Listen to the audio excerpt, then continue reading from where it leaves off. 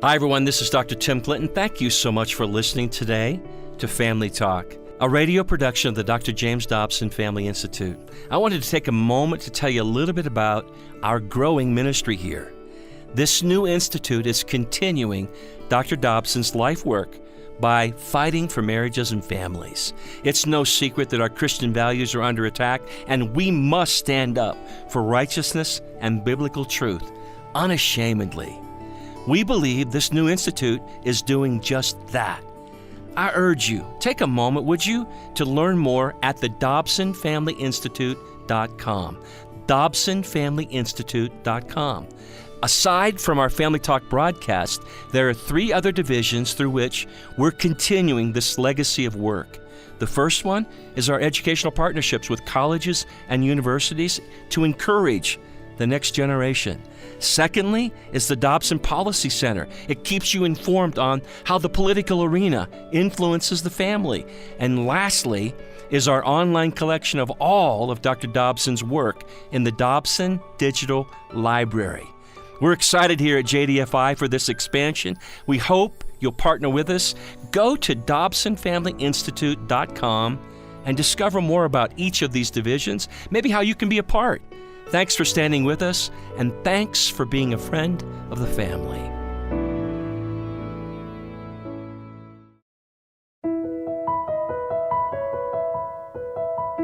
Today on Family Talk. The traditional wedding vows that couples recite include a promise to love one another, for better or worse. This idea of a lifelong marriage was conceived by God and not to be entered into lightly. It's a holy ordinance we entered into. It's a covenant. It's more than just a temporary partnership. Before God, God was in the midst of our marriage, and we made a promise, and it reflects the promise He made to Israel. Mm-hmm. If you remember the story where God made a covenant with Israel, it was a one-way covenant. Olivia made a one-way promise to me, and I made a one-way promise to her. That was one of today's guests here on Family Talk, Kurt Bruner. And what he said is absolutely correct. A successful marriage is built on the pillar of commitment to one another and to God. Today we're continuing a classic Family Talk broadcast featuring Dr. Dobson and 2 happy and devoted couples. The first is Kurt and Olivia Bruner. Kurt is the COO of Open Doors International, a ministry that supports persecuted believers around the world. He and his wife Olivia are successful authors and have raised 4 children. Now, the other couple that joined that discussion was Al and Jo Ann Janssen. They are authors and active members of many ministries around the country. Today, the Janssens and Bruners will identify what it means to remain faithful in marriage. They'll also talk to those in broken relationships in need of restoration. Let's listen to the second part of this broadcast now. We've titled it, Reflecting God's Love Story in Your Marriage. You're listening to Family Talk, a production of the James Dobson Family Institute. Let's really get down to the details here. Let's suppose you're talking to a young mother who has got the couple of kids in the preschool years, and she's handling them pretty much on her own. She has realized now for the first time that the man she married is not who she thought he was. She thought he was disciplined. She thought he was caring. She thought he loved children. She thought he would spend money wisely. She thought that he was going to continue in a love relationship with her, and by love I mean an emotional, caring relationship. And it's not happening. Now it's not happening, and she's convinced it's never going to happen. And you talk to her about covenant marriage, and she looks at you askance and says, I have no idea what you mean. Well, you know what? Al addresses that in the book, too, where he talks about the one-sided marriage, the person who feels like they're doing it on their own. And there's story after story, good friends of ours, where they entered into marriage just like that. And after a while, when she realized it's not happening, what she did instead was do her part. She did the right thing. Even if he wasn't doing the right thing, she was responsible to him, and she continued to do the right thing in the covenant marriage. Because a lot of times in a covenant, only one person's being the hero at a time, you know? You know, in the scriptures, there's an example where God actually called someone to live in that kind of a marriage for His purposes that person may have never understood, and that was Hosea. Yes. You go marry a prostitute who will be unfaithful to you every day of your marriage. You're going to have to keep calling her back. You're going to have to keep buying her back from prostitution. Hosea, I doubt, ever had a happy day of marriage in his entire life. But God had called him specifically to a purpose to tell a story that he had no idea he was part of. And I believe that occurs today. I believe our relationship to our spouse is an expression of worship in the relationship to the God that we serve. Seeing it that way brings you into a transcendent picture that's bigger than the daily grind. And it infuses meaning. You remember Viktor Frankl, the psychiatrist who wrote the book Man's Search for Meaning. He was one who survived a concentration camp, and he made this observation: those who sensed there was a purpose in their suffering survived. Those who didn't went mad or died. That concept is so foreign to who we are. It's almost un-American. To think of living in an unhappy relationship because it's the right thing to do. And yet, that's what the scriptures say, isn't it, Jo Ann? Absolutely. And you got to believe it, and you got to do it. And somewhere along the line, there's some deferred hope or joy. But there is. And that's what keeps you going. I think one thing that I would add to that is that a spouse who's feeling they're in a one-sided relationship can do the right thing, Ephesians says, as unto the Lord. So when my wife doesn't feel like fixing dinner, and that's a little thing, but I come home and sometimes she'll say to me at night, I'll say, thank you for a wonderful meal. And she'll say, well, I really didn't feel like doing it. Well, if you're not getting a response back from your spouse, you can say, Lord, this is for you. And I believe that's why this marriage picture is in Scripture, that's what he wants us to see. That's what he wants us to experience. And there is an element of hope here that we're not talking about. I taught a Sunday school class of young married couples for 10 years or so, and I dealt with a lot of men and women during that time who were involved in infidelity and all kinds of difficulties. They'd fallen out of love with each other, and the amazing thing is about half of them not only survived, but actually fell in love with each other all over again. You can have it Good back. story. That's right. And those are friends that I was talking about earlier. That's what's happened with them. It's been so neat. They've been married 40 years now, and he will say, I was a jerk back then. He'll admit it, and he knows he was. But for about 12 years, he never said it. And she had to continue to be the hero in that relationship, not hearing it from him. And if she had left, and she, from the American perspective, she was not happy. We know this couple as well. The world would have said she had every right to leave and follow her own desires. But today, this couple is a picture to both of us that here's a beautiful picture because she was heroic in her love, and her husband rises up today and calls her blessed. Kurt, we've talked about heroes several times here. What do you mean by that phrase? Well, I think this is the critical message of the book, but the critical message of what marriage is. All of what we've discussed so far, we never even have gotten into yet the passionate marriage. I mean, God's marriage is also a passionate marriage, and there is the thrill and the excitement that comes with that. So it's not all stick to it, whether you like it or not type of thing. I think all of us around the table have had our wonderful times and our difficult times. But all of this builds, and I think of it as a drama unfolding. And every great drama has some type of a tension that has to be resolved, and it needs a hero. Every great drama needs a hero. Well, all of the difficulty that we've talked about, all of the fact that God has an unfaithful spouse, and the fact that God said, and if you are unfaithful, I'll pay the price. Where does that point us? It points us to the ultimate hero of history and of our lives, Jesus Christ. Let this mind be in you, which was also in Christ Jesus, who did what? Who gave up everything for us. The essence of being heroic is giving up yourself for someone else. Right. Christ did it by giving his life. I may do it by biting my tongue when I know I'm right in the argument with Olivia. But wait a minute.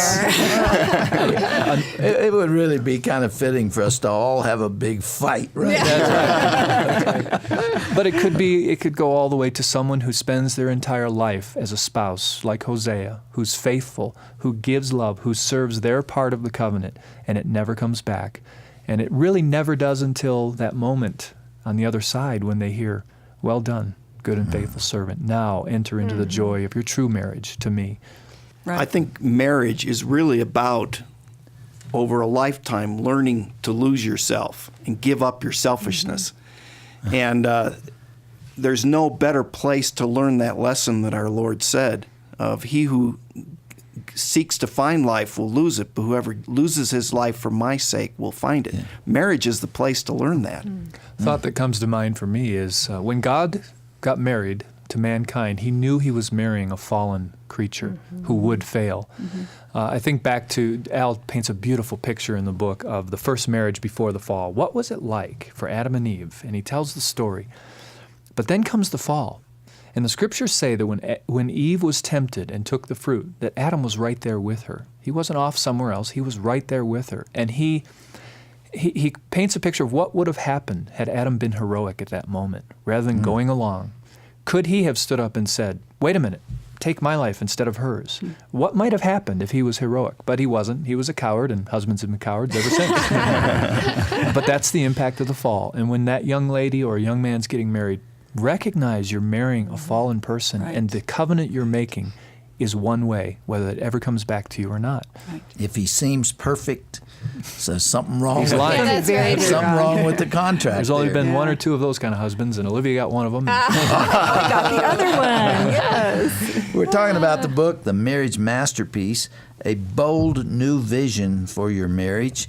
This is not a how-to book on marriage, is it? I think there will be helpful insights. I hope there will be that of how to apply it. But primarily it's about what is the meaning in my marriage and where is this heading?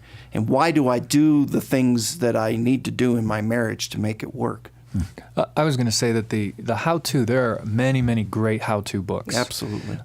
And when we went into this project, this was the idea. We don't need right now another how-to. We've got to remind the people of God what this is all about. Why marriage? What is marriage?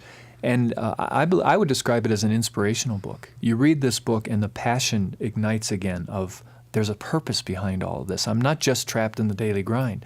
It's about something bigger than me, and therefore it infuses meaning into every part of life.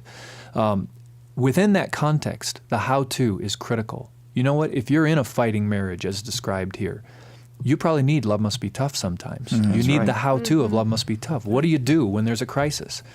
But if you don't have the commitment to know that it's about something bigger, why even go through the crisis? Why even be tough? Kurt, this subtitle is interesting. You call it a bold new vision for your marriage. This is as old as mankind, as the scriptures. Isn't that sad that we've had to call it new? Are you saying that this is not being taught in the churches? Well, when we began brainstorming the concepts in this, we realized we can't find this anywhere. We can't find this information anywhere. Bits and pieces, but no one has painted the grand masterpiece in one Sistine Chapel, if you will, to let us see the whole thing and say, wow, that's what it's about. We all probably would say we believe this. We would all say that, yeah, I agree with that. But we haven't entered in and experienced it the way I think it's been painted here.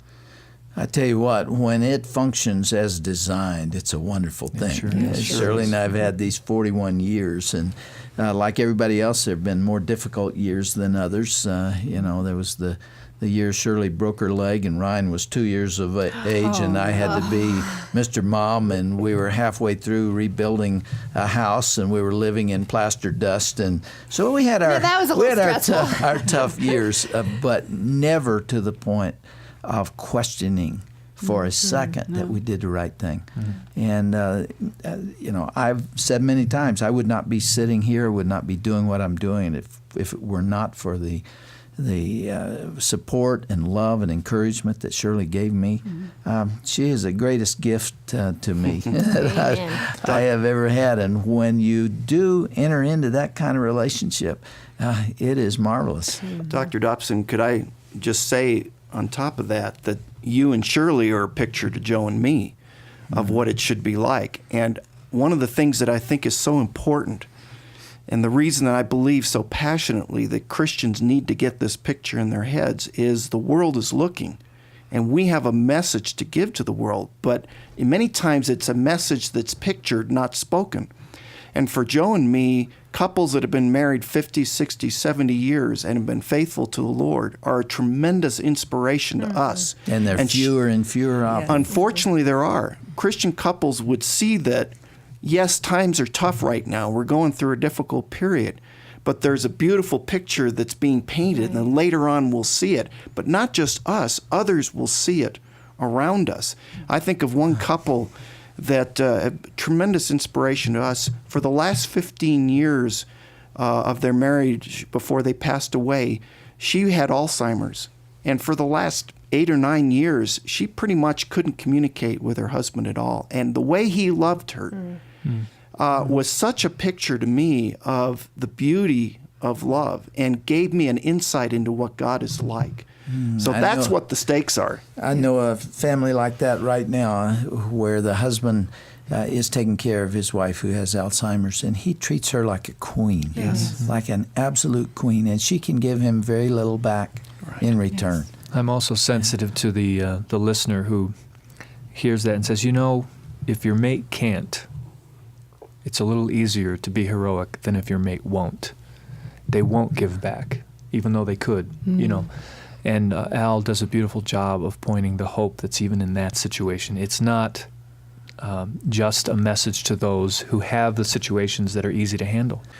You know, Kurt, I think it's important to say right here that we're not talking about trying to be a hero when your spouse is physically abusing you or having repeated affairs for which he or she is unrepentant. I mean, there are certain situations where you do need to practice tough love and perhaps even separate for a while and get some help and then see if there's any possible way to reconcile or come back together. I wrote about that, of course, in my book, Love Must Be Tough. Kurt, I don't think I've ever asked anybody to role play a prayer, you know, a kind of a conversation with God before, but I'm going to ask you to do that now.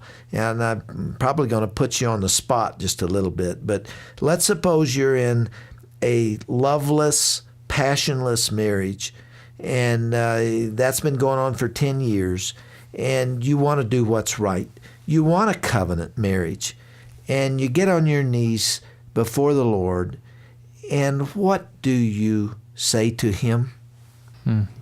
God, first of all, I feel betrayed. I thought this was going to be better than it is. And I want to be honest with you about that. And I'm mad. I'm angry about it. But I have to believe and hold on to the fact that you've told me you're going to be faithful and that you've called me to something bigger than what I'm living. And so what I'm going to ask you for is the grace every single day to live what you've called me to live. And I'm also going to believe, my hope comes in that whether it's in this life or if it's in the life to come, you're going to say to me, well done. You're going to smile. You're going to put your arm around me and you're going to say, now I'm going to show you what marriage is really about. Enter into my intimacy. And I believe you're going to say to me, as you wipe my tears, you know the moment when you most wanted to throw in the towel? That's the well done, good and faithful servant moment, because you didn't. And if I don't believe that, then I will throw in the towel. But I need your grace right now, because I'm mad at you and I'm mad at my mate. You've got to sustain me. I believe the Lord will honor that prayer too, don't you? You have tears in your eyes, Olivia. God's faithfulness has got to be a motivation for the reason we're faithful to our spouse. His faithfulness to us is a huge motivation so that we can continue to be faithful to our spouse. Jo Ann? I don't talk very good when I'm crying. That was beautiful, Kurt. You realize we're talking to people who could Yes. pray that prayer. Yes. Lots of people. That's exactly what hit me, because I know people that need to be praying that prayer on an hourly basis. And I know people that probably didn't pray that prayer and gave up. And that's a disaster to me. That's a heartbreak. Thank God our Lord didn't give up in Gethsemane, because He prayed a prayer like that saying, Lord, I don't want to go through this, but not my will, but thy will be done. What we have to understand is that the Lord has neither called us to be happy or promised us that we would be happy. Right. He has promised us to walk with us. And there may be circumstances like you described with Hosea, where it is tough, it is difficult. And yet he will, I think, honor the kind of prayer that you prayed, Kurt. I love the picture painted by J.R. Tolkien in his Lord of the Rings book, where he has these characters who are going through a very terrible time, and they're talking about stories, and they realize they're in a story. And they say, you know, sometimes the story you're chosen to be in is not the greatest part to play, but it's the best story to read. And I believe someday the story of every single marriage is going to be read, and the best ones are the ones most people wish they were never in. But they were faithful and they were heroic, and that's what we're called to be. Al, give us a bottom line for your book.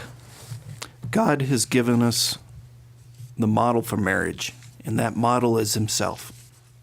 He has experienced everything in his marriage that I believe we as human beings experience in our marriage.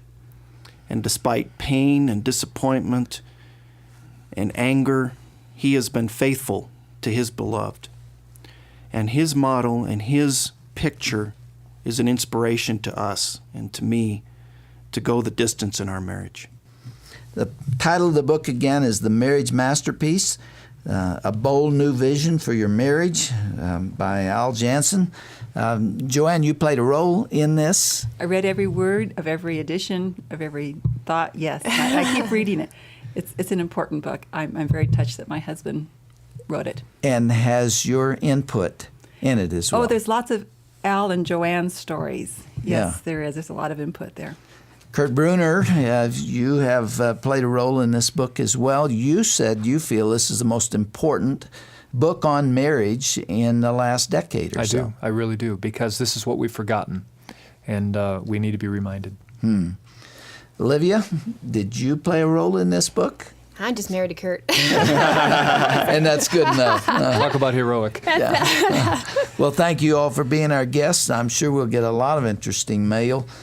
I wouldn't be at all surprised if some of it didn't come from people who could have prayed the prayer that you prayed, Kurt. And that is the foundation. That's the basis. And anything short of that will not sustain you through the tough times. Blessings to you all, and I trust that the book will be a great success. Thank you. Thank you, Dr. Dobson.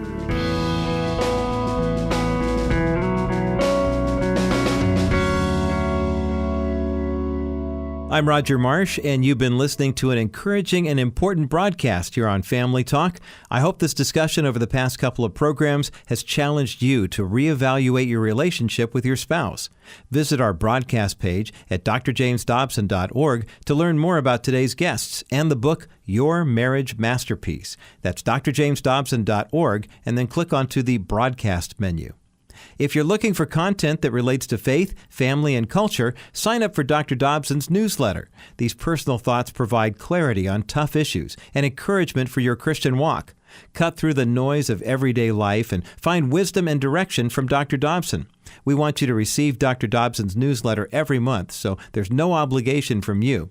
Simply call 877-732-6825, and a member of our team will be happy to send you a copy. That number again is 877-732-6825. Finally, did you know that you can now listen to our daily broadcast through Amazon Alexa? This hands-free device allows you to hear Dr. Dobson at any point of the day with an easy command. Simply enable the Family Talk skill, then say, "Alexa, play today's broadcast of Family Talk." Learn more about accessing Family Talk on your Amazon Alexa by visiting drjamesdobson.org/Alexa. Well, that's all the time we have for today. I hope you'll join us again next time for another edition of Dr. James Dobson's Family Talk. I'm Roger Marsh. Thanks for listening.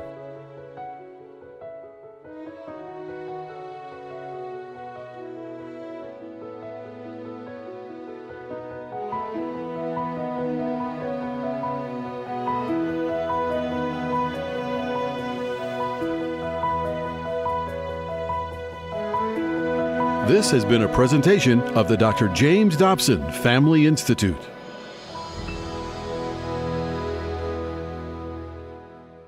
This is James Dobson again. As we close today's program, I just want to thank so many of you out there who make this broadcast possible with your contributions. And I want to tell you how much your generosity is appreciated. Hi, everyone. This is Dr. Tim Clinton for Family Talk. Where do you go to receive support and advice for your family? You know, we interact with thousands of people every day through our Facebook page. There you're going to find inspiring advice on what matters most to you. Whether it's marriage or parenting, you can be sure our profile will keep you updated with how your family can succeed. Visit us at facebook.com/Dr. James Dobson's Family Talk. Each day, you're going to find our latest broadcast, helpful resources, inspirational pictures and quotes. Nowhere else are you going to be able to start your day with a thought from Dr. Dobson, as well as a special message before you go to sleep. Remember, you can be sure that every post on our page is created with you and your family in mind.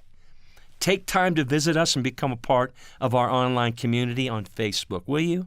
Simply go to facebook.com/Dr. James Dobson's Family Talk.